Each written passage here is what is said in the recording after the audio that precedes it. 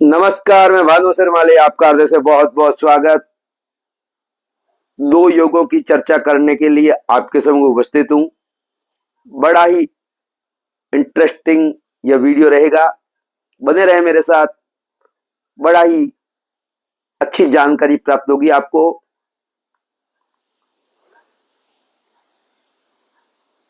दो योग के बारे में चर्चा करूंगा, दो लग्नों के बारे में चर्चा करूंगा और दो योगों के बारे में चर्चा करूंगा। छठा भाव पत्री में आप अपनी पत्री लेकर के बैठ जाएं या और आप रिसर्च करें। छठा भाव रोग, ऋण, रिपु, ननिहाल और कंपटीशन का होता है और उस भाव में जाने वाले ग्रहों को अच्छा नहीं माना गया और जिस भाव में जाकर के यह ग्रह बैठते हैं छठे भाव के स्वामी, उनको भी अच्छा नहीं कहा गया। और सप्तम भाव पत्नी का भी है, साझेदारी का भी है, व्यापार भी देखा जाता है, वहीं मार्केश भी माना गया।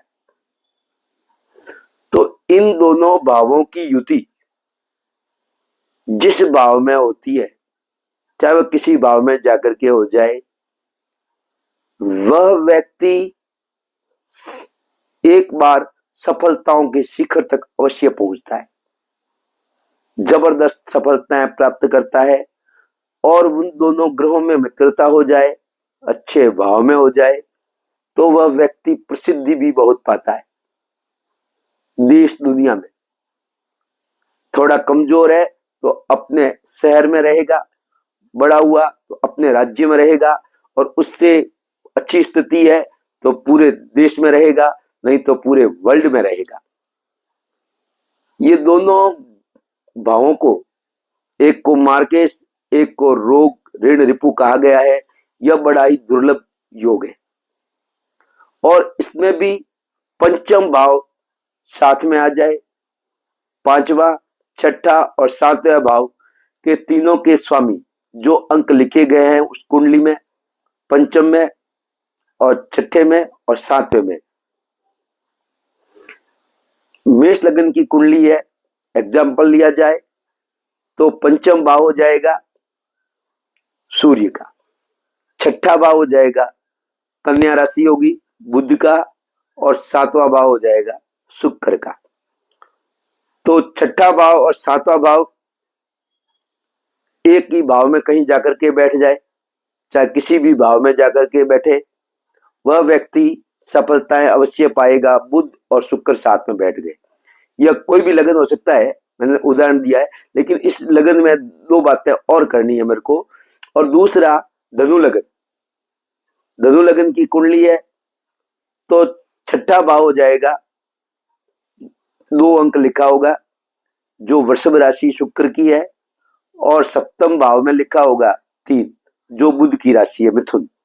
तो यह बुध और शुक्र एक साथ बैठ जाए तो यह दुर्लभ योग, आदमी अवश्य ही सफलताएं और धन दोनों प्राप्त करता है, प्रसिद्धि भी प्राप्त होती है और धन भी प्राप्त होता है।